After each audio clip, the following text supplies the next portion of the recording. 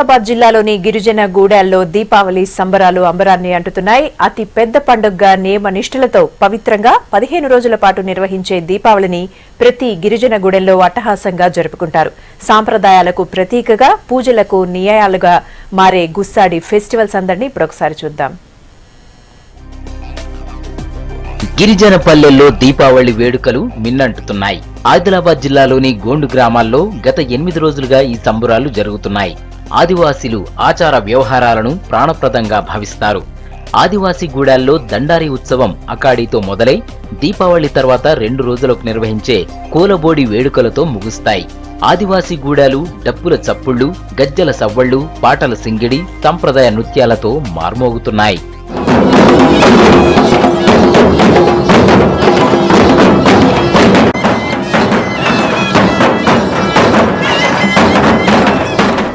ఆదివాసీ గూడాలకు వచ్చే వాళ్లందరికీ చిన్న పెద్ద తేడా లేకుండా బీడీలు అందిస్తారు. ఎన్ని బీడీలు ఇస్తారో లెక్కగట్టి ఈ సంఖ్యకు సమానంగా భోజనాలు ఏర్పాటు చేస్తారు. గుస్సాడీలు నియమనిష్టలతో పండుగ ముగిసేదాకా ఒక దగ్గరే ఉంటారు. స్నానాలు చేయరు. నృత్యం చేసేవాళ్లు శరీరం నిండా బూడిద పూసుకుంటారు. పేర్ల దండలు వేసుకుంటారు. మెడలో రుద్రాక్షలు, అడవుల్లో దొరికే ఇతర కాయలు, గవ్వల దండలు మెడలో వేసుకుంటారు. కుడి చేతిలో మంత్రదండం పట్టుకుంటారు. గుస్సాడి నృత్యం చేసేవారిని దేవతలు పూనుతారని నమ్మకం. గుస్సాడి తన చేతిలో ఉన్న రోకలికర్ర లాంటి మంత్రదండంతో శరీరాన్ని తాకితే ఎలాంటి వ్యాధులైనా నయమవుతాయని గోండుల నమ్మకం. సంతానం లేనివారు గుస్సాడీలను ఇంటికి ఆహ్వానించి భోజనాలు పెడితే సంతానం కలుగుతుందని నమ్ముతారు. మనం దీపావళి పండుగ జరుపుకోవడం అంటే మన గోండ్స్లోనే అత్యధికమైన పెద్ద పండుగ. ఎందుకంటే మేము 15 రోజులు దాదాపు ఈ పండుగని జరుపుకుంటాము. 15 రోజుల కంటే ఎక్కువ కూడా 20 డేస్ వరకు ఈ పండుగని జరుపుకోవడం అనేది జరుగుతుంది. మొట్టమొదటి రోజు ఈ పండుగని జరుపుటప్పుడు మన గుసాడి వేసినప్పటి నుంచి మేము ఎటు వెళ్లకుండా ఈ పండుగని చాలా మంచిగా జరుపుకుంటాం. ఒక్కో ఏడాది ఒక్కో గూడెంకు చెందిన వారు మరో గూడానికి వెళ్లి అతిథి మర్యాదలు స్వీకరిస్తూ గుస్సాడి, చచోయ్య నృత్యాలు చేస్తారు. గోండులు ప్రతిష్ఠించిన యోత్మా సర్పెన్ దేవతను ఆరాధిస్తూ చేసుకునే సంబురాలను దండారి ఉత్సవం అని చెప్తారు. భోగి నుంచి ఇట్లా ఒక ఊరి నుంచి ఒక ఊరికి వెళ్ళడాన్ని ఒక దండరిగా అని అనుకుంటారు. అలాగే కొన్ని ఊర్లల్లో ఇలా పండుగని ఘనంగా జరుపుకుంటారు. చివరి రోజు అని చెప్పేసి ఏంటిదంటే దాన్ని కోలబోడి అని చెప్పుకుంటారు. అలా ఈ పండుగని పెద్ద ఎత్తున గిరిజనులు పండుగని జరుపుకుంటున్నారు. దండారి ఉత్సవాల్లో తమ పూర్వీకులను కొలుస్తూ పాటలు పాడతారు.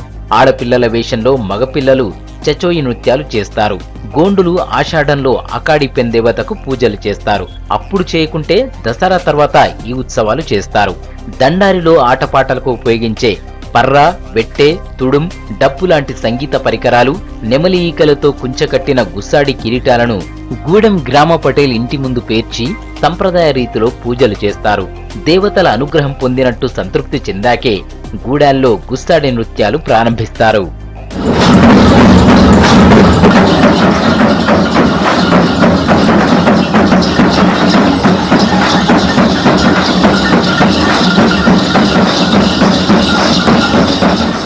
దండారి ఉత్సవం కోసం ఒక గూడెం నుంచి మరో గూడానికి బయలుదేరేటప్పుడు గూడెంలోని వాళ్లంతా క్షేమంగా ఉండాలని కోరుకుంటారు.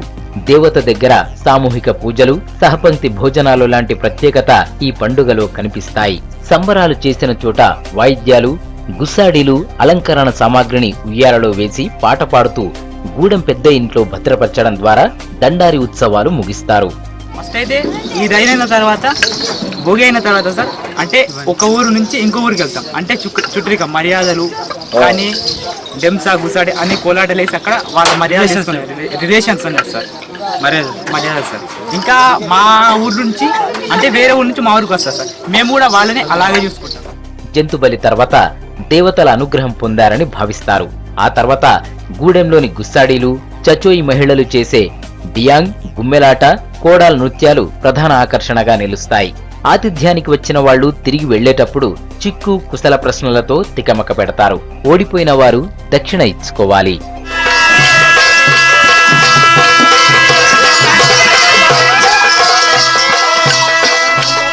మొత్తం మొత్తం 16 రోజులు జరిగే సంబురాల్లో 7 నుంచి 13వ రోజు వరకు గుస్సాడి వేషాలు గ్రామాల్లో సందడిగా కనిపిస్తాయి. మొదటి వారం రోజులు ఎవరి ఇళ్లలో వాళ్లే ప్రత్యేక పూజలు చేసి నియమనిష్టలు పాటిస్తారు. మిగిలిన 6 రోజులు గ్రామాల్లో గుస్సాడి నృత్యాలు, మహిళలు డేన్సా నృత్యాలు చేస్తారు.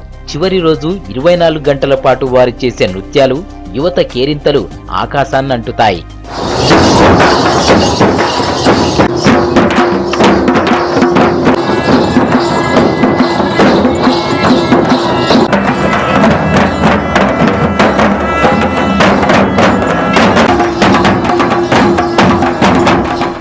దండారి ఉత్సవాల నిర్వహణ ఖర్చు భారీగానే ఉంటుంది.